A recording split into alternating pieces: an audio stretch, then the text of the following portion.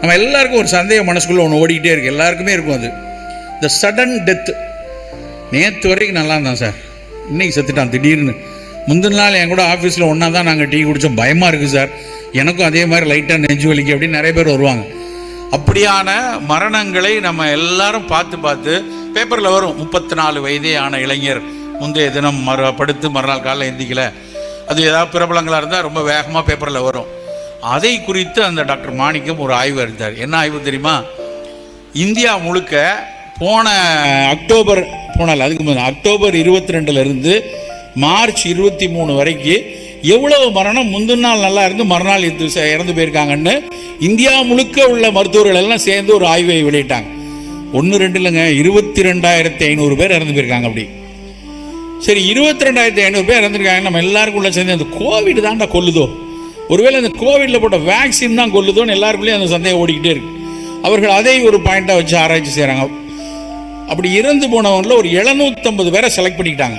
750 பேரை அதே வயது, அதே மாதிரி பாலினம், ஆணோ பெண்ணோ, அதே மாதிரி கிட்டத்தட்ட வாழ்வியல், அப்படி ஆஃபீஸா இல்லை அக்ரிகல்ச்சர் ஃபார்மரா இல்லை ட்ரேடராக இருக்காரா அப்படி இருக்கிறத வச்சு ஒப்பிட்டு பார்க்குறாங்க. உயிரோடு இருக்கிற அந்த 750, அந்த இறந்து போன 750 வாழ்வியல் ரெண்டையும் ஒப்பிட்டு பார்க்கும்போது அவர்கள் ஒரு 4-5 பாயிண்ட்டை சொல்கிறாங்க. வேக்சினால் இருக்கிற மாதிரி தெரியல, முதல் பாயிண்ட். 2வது பாயிண்ட் தான் நமக்கு ரொம்ப முக்கியமானது. இந்த இறந்து போனவர்களுடைய குடும்பத்தில் யாரோ ஒருத்தர் 45 வயசில் இறந்து போயிருக்காங்க. அவங்களுடைய சித்தப்பாவோ அவங்களுடைய அண்ணனோ இல்லை பெரியப்பாவோ அவர்களுடைய மரபில் அந்த வாஸ்குலார் ஹெல்த் 45 வயதில் பாதிச்சிருந்தா நீங்கள் கொஞ்சம் எச்சரிக்கையாக இருக்கணும். நமக்கான செய்தி என்ன தெரியுமா? நம்ம குடும்பத்தில் யாராவது 40-45 ஒரு ஹார்ட் அட்டாக் ஒரு பெரிய மரணத்தையோ இல்லைன்னா ஒரு பெரிய நோயையோ பெற்றிருக்கிற சூழல் இருந்தால் நம்ம 45 வயசில் கொஞ்சம் கவனமாக இருக்கணும். இது ஃபஸ்ட்டு. 2வது, நாளைக்கே நான் சல்மான் கான் மாதிரி 6 பேக் வைக்கணும் 8 பேக் வைக்கணும்னு போனவன் ஒரு 10% அதில் போய் 2 மணி நேரம் 3 மணி நேரம் எக்ஸசைஸ் பண்ணிவிட்டு அந்த கடும் உடல் உழைப்போட உள்ள ஜிம்முக்கு போய் இறந்து போனவங்க அதில் ஒரு 10%.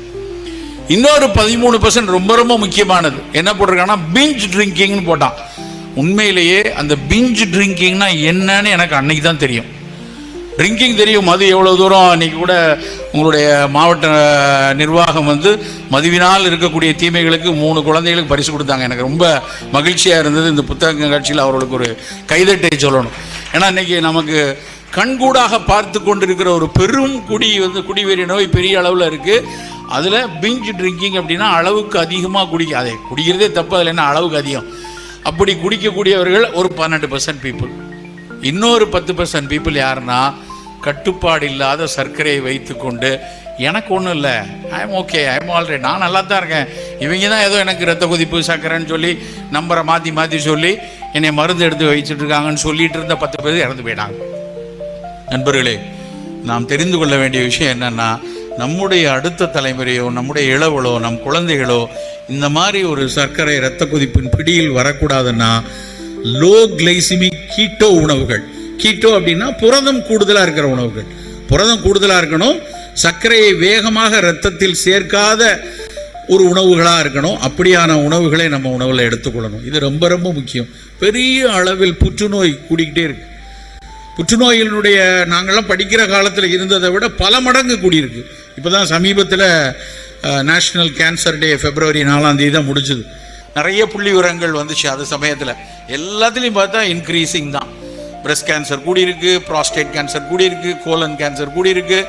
இவையெல்லாம் ஒரு காலத்தில் மிக அதிக அளவில் இல்லை. ஒரு விஷயம் நல்லா புரிந்து கொள்ளணும். பெரும்பாலான புற்றுநோய்களுக்கு நல்லா அடியிட்டு நான் கோடிட்டே சொல்கிறேன், பெரும்பாலான புற்றுநோய்களுக்கு காரணிகள் மரபு ரீதியாக இல்லை. 10-15% தான் மரபு காரணம். அப்பாவுக்கு, பெரியப்பாவுக்கு, அம்மாவுக்கு இருந்து அதனால் புற்றுநோய் வந்ததுங்கிறது 15% தான். 85% என்விரான்மெண்டல் அண்ட் ஃபுட் ரீசன் அவன் எழுதுகிறான். ஆங்கிலத்தில் என்விரான்மெண்டல் அண்ட் ஃபுட் ரீசன்னு போடுறான். இப்போ என்ன அர்த்தம்? நம்முடைய உணவுகள்லையும் சூழல்லையும் இருக்கக்கூடிய மாசுக்கள் தான் எபிஜெனட்டிக் டேமேஜ் என்கிற மரபணு இல்லாமல் நம்முடைய ஜீனை பாதிக்கக்கூடிய தன்மையை அவைதான் உருவாக்குகிறது என்றால் இந்த மௌன பஞ்சத்தையும் கொஞ்சம் யோசிச்சு பாருங்க. இந்த மௌன பஞ்சத்தில் வரக்கூடிய காய்கறிகள்லையும் தானியங்கள்லையும் சேர்ந்து இருக்கக்கூடிய நச்சு ரசாயனங்கள் நமக்குள்ள ஒரு பிரச்சனையை உருவாக்கிடலாம். ஒரு 3 நாட்களுக்கு முன்னாடி நான் மருத்துவமனை விட்டு கிளம்பும் போது இரவு 9 மணி. நான் அவசரமாக ரயிலை பிடிக்கணும், 10 மணிக்கு ட்ரெயின் எடுத்து வேகமாக போகணும். நான் கிளம்புறேன். வெளியே வந்து ஒரு தாயும் குழந்தையும் நிற்கிறாங்க. அவசரமாக பார்க்கணும் சார், அப்பாயின்மெண்ட் வாங்க. நான் கொஞ்சம் என்னுடைய உதவியாளர்கிட்ட கடிகிறேன், என்னப்பா நேராது நீ சொல்லி அவங்கள காக்க வச்சுட்டு இருக்க அப்படின்னு. இல்லை சார் கண்டிப்பாக ரொம்ப அவசரங்கிறாங்க, பார்த்தாகணும். நாங்கள் சரிம்மா வாங்கன்னு உள்ளே வர சொல்கிறேன். உள்ளே வந்தால் அந்த பெண் குழந்தை 7 வயது குழந்தை. இந்த குழந்தை லட்டு மாதிரி இருக்கு. அப்படி ஒரு அழகு, பேரழகு, கண்கள் பார்த்தா அப்படி ஒரு நம்ம கற்பனைக்கு எட்டாத ஒரு அழகிய குழந்தை, மிக குட்டியா. அவ்வளோ ஒரு உச்சி மோர்னு பார்க்கணுங்கிற ஒரு அளவுக்கு அந்த குழந்தைய அது. ஆனால் அந்த அம்மா வற்றிய கண்கள், அழுது அழுது தோய்ந்த கண்களோட ஒடுங்கி போயிருக்காங்க. வழக்கமாக ஒரு தாய் குழந்தைய கூட்டு வராங்கன்னா வந்து சொல்லுவாங்க, சார் கொஞ்சம் நாளாக சளி பிடிச்சிருக்கு, இருமல் இருக்குது, இந்த எக்ஸ்ரே பாருங்கள், இதுக்கு முன்னாடி அந்த டாக்டர் பார்த்து இதெல்லாம் கொடுத்து உங்கள்கிட்ட ஏதாவது இருக்கா அப்படின்னு ஒரு 4-5 இதை எடுத்து வைப்பாங்க. இந்த அம்மா என்ன பண்ணாங்க தெரியுமா, ஒரு 7-8 ஃபைல் வச்சுருக்காங்க. அந்த ஃபைல் அப்படி தூக்கிட்டு மொத்தம் அப்படி போட்டு, சார் பார்த்துட்டு எதாவது பண்ண முடியுமான்னு பாருங்கள். அந்த ஒரு சொல்லே எனக்கு புரிந்து விட்டது, ஏதோ பெருஞ்சிக்கலில் இருக்கிறாங்கன்னு. நான் பார்த்த உடனே எனக்கு அப்படியே அந்த ஒவ்வொரு பேப்பராக பார்க்குறேன்னு பார்த்த உடனே எனக்கு அதனுடைய தீவிரம் மனசில் புரியுது. அந்த குழந்தைக்கு மூளையினுடைய உள் பகுதியில் ஒரு கட்டி, அணுக முடியாத இடத்துல உள்ள இருக்கு. அந்த ஒரு நடுவில் இருக்கக்கூடிய மூளையினுடைய வள மூளையும் இடது மூளையும் சேர்க்கக்கூடிய நடு தண்டு பிரைன் ஸ்டெம்ல ஒரு கட்டி இருக்கிறது. அவங்க கண்ணீரோடு கேட்குறாங்க, புகை பிடிச்சா கேன்சர் வரும்னு சொன்னீங்க, மது இருந்ததுன்னா குடலில் பிரச்சனை வரும், என்ன சார் பண்ணிச்சு இந்த பிள்ளை, யார் கொடுத்தாங்க, ஏன் இப்படி வந்துச்சு?